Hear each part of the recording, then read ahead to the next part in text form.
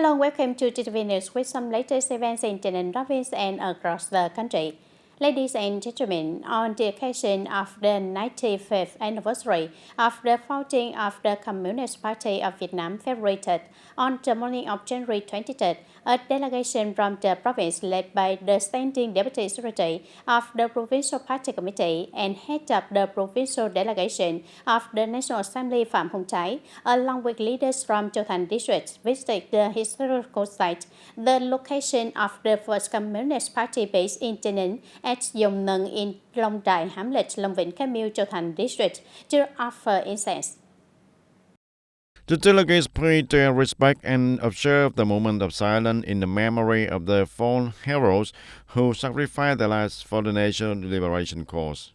It is known that immediately after the formation of the first Communist Party based in 1930 with the 8 party members, the Red Seeds of the revolutionary movement internationally spread the revolutionary awareness and established the revolutionary organizations and expanded significantly throughout the province. Under the party leadership, the people of the province preserved through the hardships and sacrifice, achieving many victories in seizing the power during the August Revolution of 1945 and the successful resistance against the French colonial in 1954 and the unification of the country on April 30 of 1975. The location of the first Communist Party base in Tây Ninh at Dòng Nâng was recognized as a national historical site by the Ministry of Culture, Sports and Tourism in 2013. On the morning of January 23rd, a delegation from the Provincial Party Committee, Provincial Business Council, Provincial Business Committee, and the Vietnam Fatherland Branch Committee of TayNinhTV Province organized a visit to the Provincial Party Committee-based historical site in Tây Ninh City. Attending the ceremony, there were the Standing Deputy Secretary of the Provincial Party Committee and head of the Provincial National Assembly delegation Phạm Hồng Thái, Deputy Secretary of the Provincial Party Committee Nguyễn Mạnh Hùng, Deputy Chairman of the Provincial People's Committee Nguyễn Hồng Thành, and Chairman of the Provincial Vietnam Fatherland Branch Committee Võ Đức Trong. After the incense offering ceremony, the delegates listened to a briefing from the management unit about the history of the Provincial Party Committee-based site. The historical site is located at the home of Mr. Nguyễn Văn Đạt, or also named as Nam Ang, in Ward 2, Tây Ninh City, and was recognized as a provincial historical and cultural site in Decision number 139, dated September 21st, 1999, by the Chairman of the Provincial Business Committee.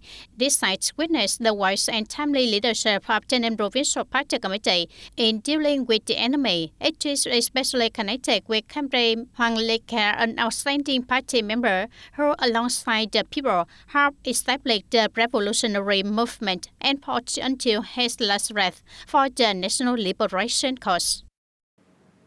The audience on the afternoon of January 22nd, 2025 at the 61st Infantry Company in Bến Cầu District, the delegation from the 7th Military Recent Command, led by Major General Lê Xuân Thế, Deputy Commander of the Military Recent, along with Colonel Trần Đức Thắng, Deputy Political Commissioner of the Military Recent, visited and extended Lunar New Year greetings to the Party Committee, local government and armed forces, and border posts in the reporter district in towns of Châu Thành, Bến Cầu, and Trảng Bàng. The units reported on the results of their military defense missions for 2024 and their preparations for the 2025 Lunar New Year celebrations. And during the visit, Major General Lê Xuân Thế also provided updates on the military and defense situation in 8 provinces and cities under the jurisdiction of the military region. He recognized the positive coordination in the leadership and direction of the party committee, the local government, and armed forces in the 3 border provinces of Bình Phước, Tây Ninh, and Long An, especially in the development of defense area and support for the construction of the border military posts. He conveyed his New Year wishes and expressed the hope for continuing solidarity, a strong defense of national sovereignty and border security, and the sustained development of the national defense and the people's security system, as well as the strengthening of the region's defense posture and improved living conditions for the border households. On this occasion, the Command of Military Region 7 also presented Lunar New Year gifts to the party committees, the local governments, the police and military commands of these 3 district towns, as well as to the border posts, military posts and local households near the Gò Ngải and Cầu Trắng border military posts in Bến Cầu district.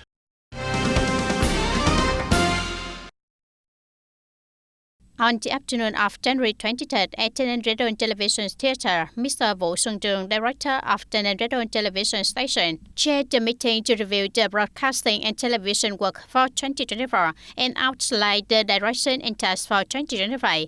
Also in attendance, there was Mr. Nguyễn Hồng Thành, Vice Chairman of the Provincial Business Committee. In 2024, with the support and direction of the Provincial Party Committee and Provincial Business Committee, TayNinhTV Radio and Television Station successfully completed its assigned political and professional tasks. It effectively communicated the province's economic, political, cultural, social, and national defense security goals, as well as external information, especially in the work of party building and the fight against corruption and negativity. Throughout the year, the station broadcasted more than 6,000 news reports and articles, over 500 features, interviews, and quick reports, as well as regular programs on both radio and television. It also produced 11 daily television news programs, 6 of which was live, and 5 live radio news programs. In his speech at the meeting, Vice Chairman of the Provincial Business Committee Nguyễn Hồng Thành, on behalf of the provincial leadership, warmly praised and acknowledged the achievements and results of the staff at TayNinhTV Radio and Television Station. In response to the comments, Mr. Vũ Xuân Trường stated that in 2025, the station will continue to improve the quality of its broadcast and strive to complete on assigned tasks. Ladies and gentlemen, according to statistics, since the implementation of Decree number 168 in 2024 by the government, traffic accidents have been reduced in terms of both the number of incidents and injuries. The Traffic Police Department of TayNinhTV Province also noted a significant reduction in violations such as running red lights, driving on sidewalks, and driving against traffic, particularly in TayNinhTV City. Many residents have become more self-conscious about following traffic signals, even when there is no traffic police presence. Now, when waiting at a red light, people no longer have to endure the loud honking from vehicles behind them as they wait for the light to change to green. And there is also no longer the rush to go through the intersection when the light is about to turn yellow. Instead, there is a growing culture of open the traffic signal as shown here. The most noticeable changes has been seen at the intersection stage Nguyễn Văn Rớp and Võ Thị Sáu intersection of the Miên Phủ Trường Chinh intersection and the August Revolutionary Street and the Miên Phủ intersection. Previously, at the traffic lights, hundreds of vehicles would run red lights daily, but now this also has been decreased significantly. And with the regulation, judges increased the fine for running red lights and driving under the influence of alcohol. Decree number 168 is not only aimed at deterrence, but also at changing the people's habits and awareness of traffic laws, which has received the widespread support from the public. Many people used to run over the red lights and drive recklessly, and since the traffic penalty decree came into effect, everyone now follow the traffic lights properly. Increasing the fines have reduced the traffic accidents and minimized the violation also. Decree number 168 does not just impose the strict penalties for the violation, but also paves the way for developing a traffic culture and reducing the traffic accidents. The traffic accident statistics from January the 1st to the 15th of 2025 in the province, the province reported 420 traffic accidents and resulting in 12 deaths and 10 injuries. Compared to the same period last year, the number of accidents and injuries decreased, but the number of facilities increased. The traffic police in the province issued nearly 4,000 violation tickets, including over 900 cases of driving under the influence and nearly 400 cases of running red lights.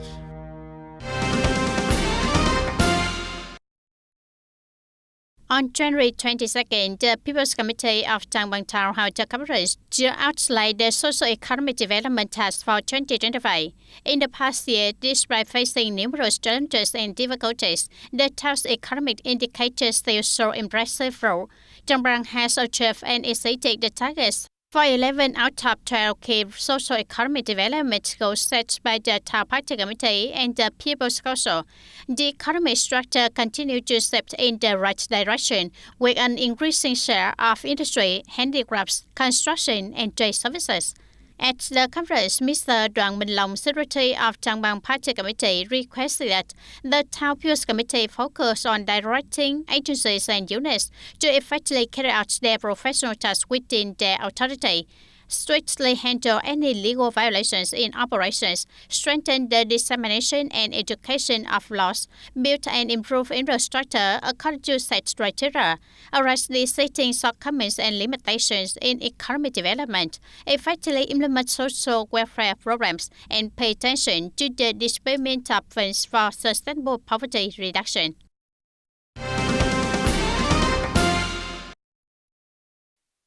On January 23rd, Tân Châu Farmers Association organized the handover of a farmer's house to a member facing housing difficulties in Tân Đông commune. The house, covering nearly 60 square meters, was given to Miss Nguyễn Ngọc Liễu, born in 1954. She and her husband are elderly and have no land for farming, qualifying them for the country's temporary housing removal program. The total construction cost was 120 million Vietnam dong, with the primary sponsorship from Tân Châu Agricultural and Rural Development Bank, and the remainder was contributed by Tân Đông Farmers Association and her family. This is the fifth house built by Tân Châu Farmers Association in 2025, surpassing the targets by 3 houses.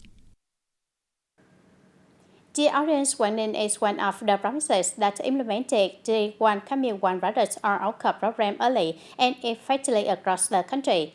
Local businesses continually improve the quality and design of their products to meet consumer demands. As state approaches, outcome products from Quảng Ninh as well as other provinces are attracting large numbers of shoppers.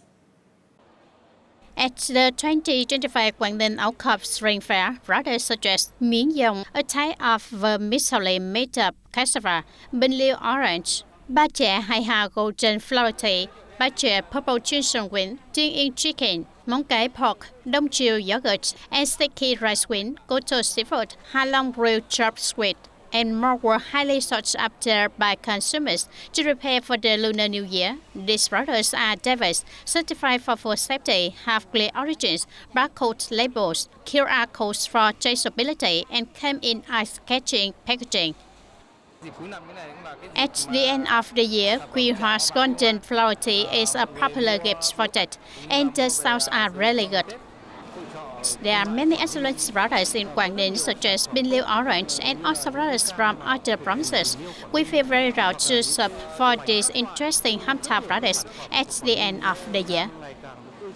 Vân Đồn, Hạ Long, and Quảng Yên fish sauce, with distinctive products like mushroom fish sauce, oyster sauce, abalone, and anchovy paste, also attract shoppers who purchase them for personal use or as taste gifts.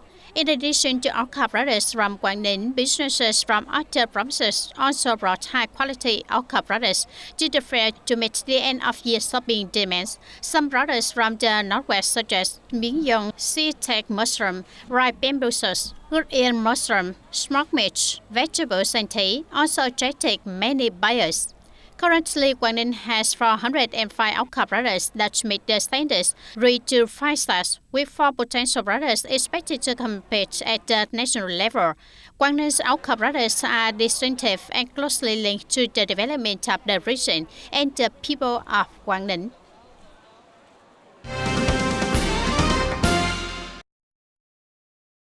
And on the morning of January 23rd, the Asian Orient Dioxin Victim Association of the province held a giving program for the victims of Asian Orient Dioxin in celebration of the upcoming 2005 Lunar New Year. The event was attended by Mr. Võ Quốc Thắng, permanent vice chairman of the Vietnam Thailand Front Committee of the province, and Ms. Võ Thị Đẹp, President of the Asian Orange Dioxin Victims Association of Taynan Province, and Director of Center for Rehabilitation and Care for Asian Orange Dioxin Victims in Taynan Province. The program presented 100 gift packages with a value of over 100 million Vietnam dong to Asian Orange victims who are studying at the center and others in the province. And this activity not only demonstrates the community's care but also serves as a significant source of encouragement, helping to bring the joy and hope to the victims as they prepare for the upcoming Lunar New Year.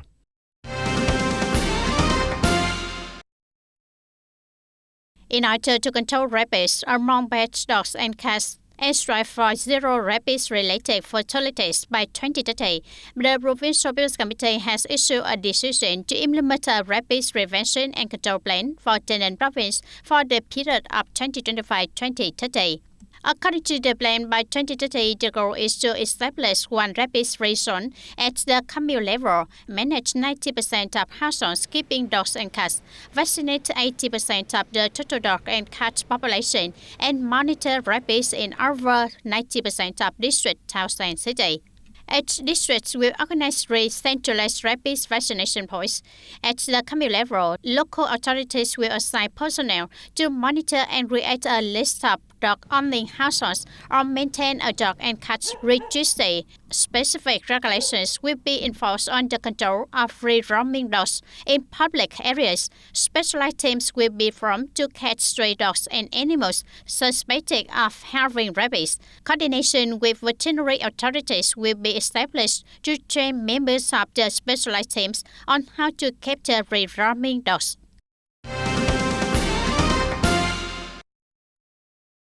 At Lê Hồng Phong Secondary School in Công Đảo, greenery seems to be everywhere, from the schoolyard, hallways, library, to even inside the classroom, creating a cool, fresh, and nature-connected space for teachers and students every day.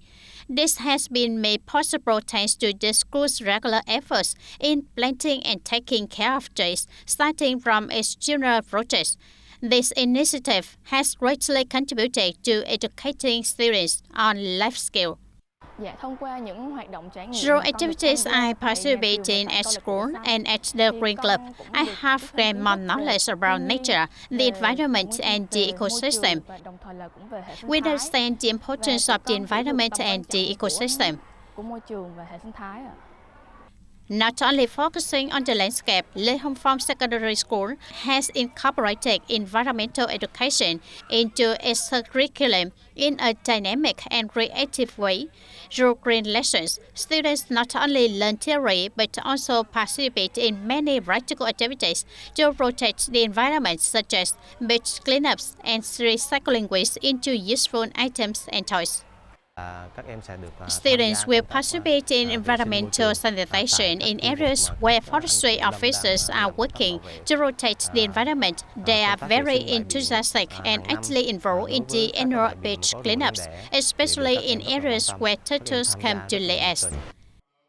To win the Asian School Award, Lê Hồng Phong Secondary School had 2 mixed criteria, including an action plan with specific programs in environmental protection, teaching curricular and extracurricular activities on the environment, and facilities and environmental protection activities in the local community. This is a great motivation for the school. Besides the unexpected award, the entire teaching staff and students are very excited. Because our school, located in a remote island district, has made great efforts over the years to improve the school's environment.